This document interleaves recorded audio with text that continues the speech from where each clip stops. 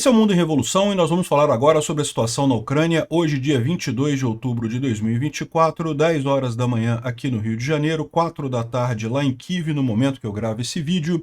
E tivemos um ataque de drones, mais um ataque de drones russo contra a Ucrânia. A Ucrânia também revidou e atingiu várias instalações aqui em Tambov, Lipetsk e Tula. Particularmente os russos estão reclamando que a Ucrânia atingiu destilarias, né? Isso deve ser uma coisa muito trágica para os russos, né? Afinal, vodka é muito importante por lá, mas na verdade, segundo os ucranianos, essas destilarias estão sendo usadas para fabricar combustível, para ser usado na linha de frente também, né? Então teve esse ataque ucraniano aqui, na linha de frente nenhuma mudança significativa. Agora a gente tem uma coisa curiosa, né? Aqui no Sudão, um avião russo, na verdade um avião que pertence aos Emirados Árabes Unidos, um Il-76, cheio de russos com armas que supostamente iriam ajudar a RSL, que é a Rapid Security Forces lá, a força revolucionária lá do Sudão que está tentando derrubar o governo, com a ajuda dos russos. Esse avião foi derrubado pelos próprios caras da RSL, ou seja, os próprios rebeldes que seriam ajudados pelo avião confundiram com o avião inimigo e derrubaram o avião, né? Ou seja, foi só uma confusão, mas no final das contas isso, né, é um avião russo a menos e um monte de armas a menos também entre os russos ali, né? Vamos falar sobre esses e outros assuntos em detalhes. Essas notícias foram sugeridas por Estação Verão, filho do Peter não reconhecido e várias outras pessoas. Obrigado aí ao pessoal que sugeriu notícias lá no nosso site, no wrevolving.com. E obrigado a você que está assistindo o nosso vídeo. Se você gosta do nosso conteúdo, por favor, deixa o seu like e se inscreva aqui no canal, né? Pois bem, mais um ataque com drones contra a Ucrânia. No total, 60 drones Shahid foram lançados. 42 foram derrubados, outros 10 também foram derrubados com sistemas de guerra eletrônica e 4 voltaram para Belarus ou Rússia, ou seja, no final das contas, a gente está falando de 50 mais 4, 54, 6 drones ainda atingiram alguma coisa aqui na Ucrânia, né? Bom, os ucranianos também atingiram várias regiões da Rússia nessa noite, né? Aqui, ó, explosões foram reportadas em Tambov, onde uma destilaria foi atingida. Por que o pessoal teria atingido uma destilaria, né? Drones também atacaram uma planta térmica, né? Uma termoelétrica e também uma planta de produção de borracha sintética na região de Tula, né? Então tá aqui a imagem da planta termoelétrica atingida aqui, e aqui a empresa de borracha em Tula, né? Ou seja, teve vários alvos aí. Esse daqui seria o alvo da refinaria que teria sido atingida em Tambov, né? Aí o pessoal aqui reclamando que a explosão em Efemerov, na região de Tula, isso daqui foi justamente a planta lá de borracha, né, de fabricação de borracha. E aqui também, ó, produtos bioquímicos, né? Que são em demanda. Aqui, ó, drones atacaram uma planta no vilarejo de Raskasovo, na região de Tambov, onde seria supostamente a destilaria, né? Mas o alvo foi, na verdade, uma instalação bioquímica que produz produtos derivados de álcool, né? E esses produtos derivados de álcool são usados em mais de 500 outras instalações, inclusive perfumes, confecções, profissionais médicos e a indústria de defesa, ou seja, indústria bélica, né? E, segundo estavam dizendo também são usados como combustível, né? Então isso daqui é a imagem do incêndio causado ali nessa indústria. E aqui tem também um aviso do pessoal falando que justamente uma reportagem falando que além de destilaria, além de produzir bebida, né? Destilaria, na verdade, é o processo de você aquecer alguma coisa até essa coisa evaporar e depois condensar de novo. Isso é uma destilaria. É usada para produzir álcool, vodka e vários tipos de destilados são feitos dessa forma. Whisky, coisa e tal, mas também existem uma série de produtos químicos que são produzidos dessa mesma forma, né? E aqui ele está dizendo justamente que, aqui ó, depois ficou claro que essa destilaria produzia não apenas álcool, mas também era usada para combustíveis para as necessidades do agressor, né? Aí aqui está falando sobre outras coisas atingidas também aqui. Essa aqui é a termoelétrica que foi atingida também, né? Enfim, tem mais informações aqui dessas várias áreas atingidas. Está aqui os pontos que foram atingidos aqui na Rússia. Você pode ver nesse mapa também aqui, esses 3 pontos aqui que foram atingidos pelos ucranianos, né? na linha de frente, os ucranianos começaram a usar os JDAMs franceses, né, para destruir prédios em que os russos usam para lançamento de drones. Então isso daqui é em Kursk. Então se a gente tocar aqui, esse prédio aqui estava sendo usado pelas forças russas para equipes de drones, né? Drones são bastante danosos nessa linha de frente. Então os ucranianos deram um jeito de destruir o prédio que estava sendo usado. Isso aqui é em Kursk, tá? Ali na região onde está em disputa entre os ucranianos e russos ali. E conforme o Chris O coloca aqui, a Rússia continua gastando muitas tropas especialistas em assaltos de sangue. A gente falou sobre isso outro dia, né? Operadores de drones, pessoal que trabalha com retirada de mina, metralhadoras, operadores de mortar, né? Um blogger militar russo disse que as perdas são muito maiores por conta da perda desses especialistas, né? As perdas russas acabam sendo muito mais sentidas por conta disso. Esse canal de Telegram é filologista em emboscada, tem feito relatórios e falando sobre operadores de metralhadora que têm sido usados em assaltos de carne. Enfim, fala que a mesma reclamação que a gente já falou em outros vídeos, né? O que eu acredito que aconteça, na verdade, é mais do que isso. É que como os russos têm dificuldade de recrutar, na hora de fazer o recrutamento, se você fala assim, você vai ser recrutado para ir para a infantaria, para ir lá para a linha de frente, fazer ataque direto no inimigo, ninguém quer ir, né? Porque todo mundo sabe que a chance de morrer é muito grande. Aí, na hora de recrutar, os russos falam, não, você vai ser operador de drone, você vai ficar na retaguarda, tranquilinho lá com um joystick na mão, lá só matando os ucranianos com drone, tá beleza, beleza? Assina aqui, aí assinou aqui, aí o cara chega lá na linha de frente, amigo, tá aqui o seu uniforme de infantaria, boa sorte no próximo ataque de carne, né? Enfim, o pessoal está reclamando, mas certamente isso daqui é truque de recrutamento dos russos, né? Bom, não deixa de ser positivo para os ucranianos, tá? Porque isso mostra que está gerando uma desmoralização entre os russos, né? Lembra, esse tipo de truque sempre funcionou, de você mentir para o soldado, depois o soldado vai morrer mesmo, não vai ter ninguém para quem falar, né? Então, ou seja, no final das contas, ninguém ficava sabendo desses truquezinhos todos. Só que hoje em dia a gente tem a informação descentralizada e distribuída, ou seja, essas coisas que o Estado antes conseguia enganar com muita facilidade, ele tem mais dificuldade de enganar agora, e isso gera um problema. Por quê? Porque agora quando os russos tentam recrutar e viram para o cara e falam, não, você vai ser operador de drone, coisa e tal, não vai chegar aí na linha de frente não, aí o cara já para e pensa, peraí, que negócio é esse? Eu ouvi falar que vocês estão botando operador de drone para fazer assalto de carne. Percebe o problema? A informação dificulta esse tipo de ação estatal, né? Que sempre aconteceu, na verdade, em guerras, né? Bom, vamos ver aqui as cartas do Poulet Volant, aqui na região de Torezk, nenhuma mudança aqui em Torezk. Aqui na região de Pokrovsk também nenhuma mudança, realmente impressionante como os ucranianos conseguiram parar os russos aqui. Se você lembra, a coisa de 2, 3 semanas atrás, os russos avançavam, todo dia avançavam um pouquinho, mas avançavam, né? E parados, não avançam nada, né? Aqui também em Kurakhove, também nenhum avanço por aqui.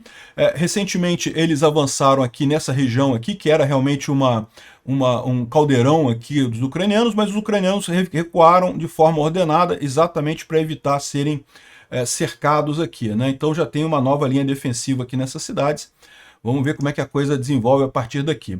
Aqui em Vuhledar teve um pequeno avanço, mas nada significativo por aqui. E também aqui em Kursk continua basicamente a mesma coisa, com os ucranianos tendo retomado um pedaço do território aqui que tinha sido tomado na contraofensiva russa por aqui, né? Então, essa é a situação, mais uma vez, nenhuma grande mudança na linha de frente. E lembra, já começou a época da lama. Daqui a pouco vai ser muito difícil para qualquer lado fazer qualquer coisa por lá, né?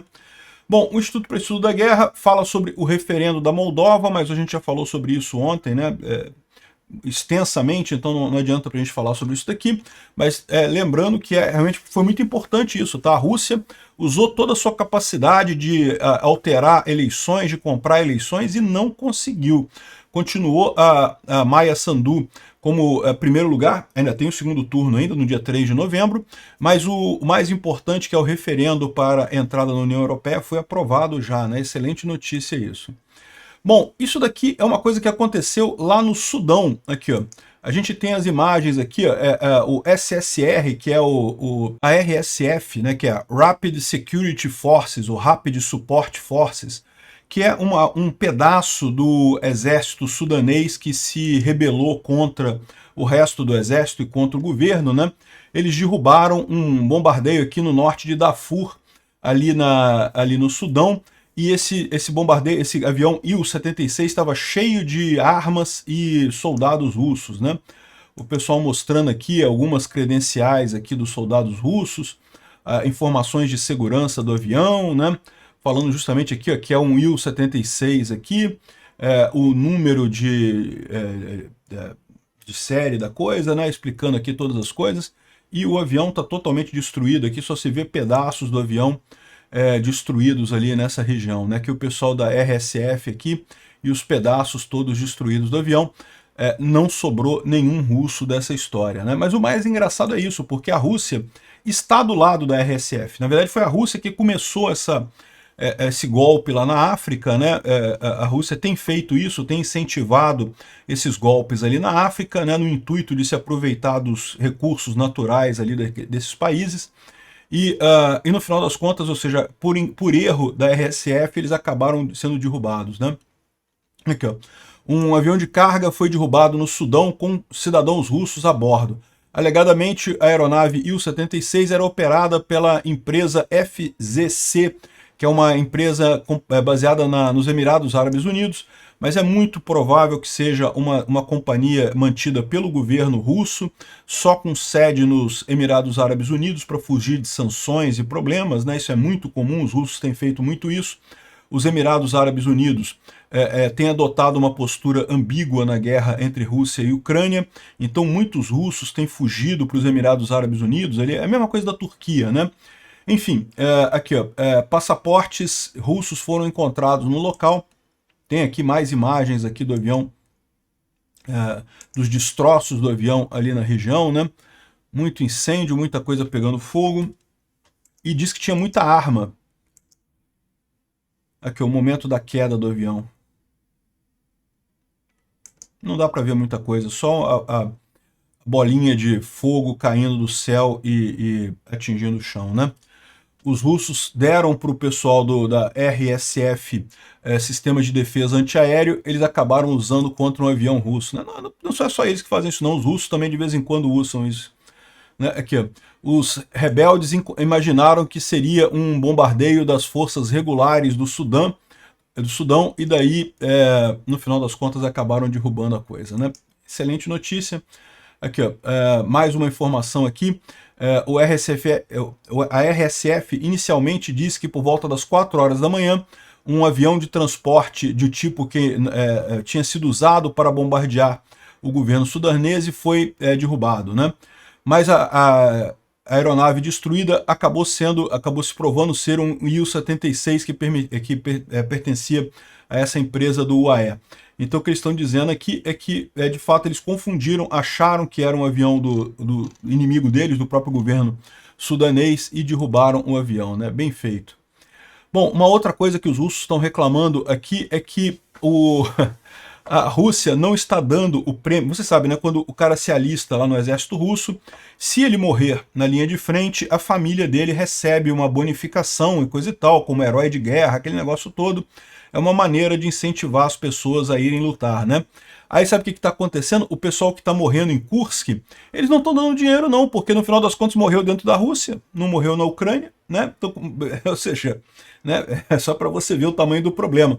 E sabe o que é o mais engraçado? É que os russos botaram suas melhores tropas ali em Kursk, né? Eles queriam realmente tirar os ucranianos de Kursk até o dia 15 de outubro, não conseguiram. Dia 15 de outubro já passou, os ucranianos estão lá e estão ganhando território ainda. Mas, ou seja, os soldados mais de elite lá das tropas russas, os caras mais avançados e coisa e tal, agora, quando morrem em batalha, não ganham bolota, porque estão lutando dentro da própria Rússia, né? Bacana a questão da burocracia russa. E por falar de burocracia russa também, continua a loucura russa com relação às ferrovias. A gente falou que os russos estão com problemas seríssimos nas ferrovias, porque, bom, o problema original é justamente a falta de peças de reposição, né? Só que cada vez mais também você começa a ter problemas de falta de pessoal, falta de interesse de consertar as ferrovias, e com isso as ferrovias russas estão com uma capacidade de carga cada vez menor, né? Eles estão mudando os contratos de fornecimento de locomotivas de 6 para 10 anos, né? Agora são 10 anos o mínimo do tamanho do contrato. E as ferrovias russas estão totalmente em desarranjo. E olha só, um problema que eles estão falando aqui é que ainda não foi feito o planejamento do ano que vem, né? A gente está em outubro, né? Finalzinho de outubro, daqui a pouco acaba o ano. E a confusão nas ferrovias russas é tão grande que eles ainda não planejaram compras de locomotivas para o ano que vem. A Rússia tem muitas ferrovias e precisa de muitas locomotivas o tempo todo por conta de manutenção, né? O plano de compra de 2024 era de 566 locomotivas nesse ano que passou, né? Mas para o ano que vem não se sabe ainda quantas. E eles vinham fazendo contratos com 1 ano até 3 anos e coisa e tal, agora passaram de 6 para 10 anos, ou seja, realmente, e isso mostra justamente a piora na situação das ferrovias aqui lá na Rússia, né? Olha só que coisa, né? Cidadãos ucranianos introduziram uma petição na Verovna Rada, lá no Congresso ucraniano, pedindo para restaurar o status nuclear da Ucrânia, né? Ou seja, o que eles estão alegando aqui basicamente é a questão do Memorando de Budapeste. Vocês lembram do Memorando de Budapeste, que foi justamente aquele acordo pelo qual a Ucrânia entregou todas as suas ogivas nucleares em troca de proteção da Inglaterra, dos Estados Unidos e da própria Rússia. E ninguém cumpriu o acordo, só a Ucrânia. A Ucrânia cumpriu o acordo entregando suas ogivas nucleares. Mas ninguém protegeu a Ucrânia quando foi necessário. Então o pessoal pode considerar que esse acordo é nulo, né? É nulo de pleno direito, não foi garantido pelo Ocidente. Então não tem nada demais a Ucrânia buscar essas armas atômicas agora.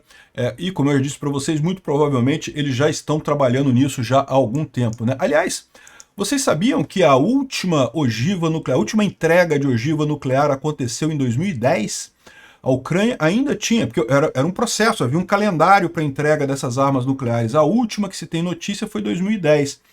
E será que entregou todas mesmo, né? Tem esse outro aspecto também, né? Será que todas as ogivas foram entregues para os russos? Nenhuma ficou, não sobrou nenhuma, porque era muita ogiva que a Ucrânia tinha. É uma coisa aí a se pensar, né? Bom, o Parlamento Europeu aprovou um empréstimo de 35 bilhões para a Ucrânia, lastreado em ativos russos, né? Ou seja, se a Ucrânia não conseguir pagar esse empréstimo feito pela União Europeia, vai ser usado esse dinheiro russo que está guardado lá para valer a coisa. Então, excelente notícia. Espero que a Ucrânia não pague no final das contas. E olha só, o Reino Unido, né, a Inglaterra, também fez a mesma coisa com um empréstimo de 2,93, ou seja, praticamente 3 bilhões de dólares, também para ser pago com fundos ativos russos congelados ali, né? Ou seja, uma excelente notícia aí, ou seja, a Ucrânia 3 bilhões com mais 35 bilhões aqui da União Europeia, ou seja, 38 bilhões no total, realmente um bom começo aí para a Ucrânia ter aí para apoio, né? E olha só, esse daqui é aquele drone ultra rápido que a Ucrânia está desenvolvendo para destruir outros drones, né? É lógico que ele está levantando voo, ele não está na posição de velocidade máxima, mas o pessoal já está fazendo testes com ele aqui na Ucrânia, né? Bom, o pessoal lá na Ucrânia está chateado porque o Guterres, aquele gordo viado que é presidente da ONU, né? Ele se recusa a criticar a Rússia, não sei o que lá, se recusou a participar do encontro de paz da Ucrânia, né? Mas foi lá nos BRICS, tá lá no BRICS, passeando lá na Rússia, nos BRICS. Esse cara tem que acabar com esse sujeito, bicho. A ONU tem que acabar, não tem nada que preste naquele negócio ali. Aqui, ó, mais vídeos de militares norte-coreanos ali, mostrando mais militares. Os russos estão liberando esses vídeos, cara, porque eles querem dar essa impressão que não vai ser resolvido agora, tá vindo soldados norte-coreanos aí. Os russos estão tudo sem moral, tudo desesperados e coisa e tal. Aí ficam colocando esses vídeos aqui para os soldados russos se animarem. Não, daqui a pouquinho tá chegando o norte-coreano para te substituir aí na linha de frente. Aguenta só mais umas semaninhas aí. Coitado dos russos. A Coreia do Sul, por outro lado, diz que vai fazer medidas faseadas em resposta à Coreia do Norte enviar tropas para lutar na Ucrânia, né? Então, eles falaram que imediatamente vão mandar armas para a Ucrânia, aqui estão falando em mandar artilharia 155mm e também obuses, né? Também artilharia, né? Armas de artilharia da Coreia do Sul para a Ucrânia. Isso está sendo negociado, como eles falaram, vai ser faseada a coisa, a menos que a Coreia do Norte tire os seus soldados que estão lá na Rússia, né? Aqui, ó. E os soldados norte-coreanos tentaram fugir ali de Kursk, né? É lógico que ia acontecer isso, né? Evidentemente que isso ia acontecer, né? Os soldados norte-coreanos estão chegando na linha de frente sem drones, sem experiência com drones, sem experiência com comunicação ocidental. Esse pessoal vai morrer muito rápido, ou rapidamente vai perceber a roubada que se meteu e vai tentar fugir. Vamos ver o que vai acontecer, vai ser muito engraçado isso. Obrigado por assistir o vídeo até o final. Se gostou do conteúdo, não esqueça de deixar o seu like, isso ajuda o canal a crescer e a chegar para mais gente. Se não gostou, deixe o dislike e explique nos comentários como podemos melhorar. Comente também sugestões de temas que podemos trazer por aqui. Comentários insultuosos ou defendendo ditaduras e criminosos de guerra serão sumariamente bloqueados. Agradeço a compreensão. Se ainda não é inscrito no canal, considere se inscrever clicando no botão inscrever-se abaixo e marcando a campainha para todos os avisos. Se quiser ajudar o canal, veja no nosso site como você pode fazer isso.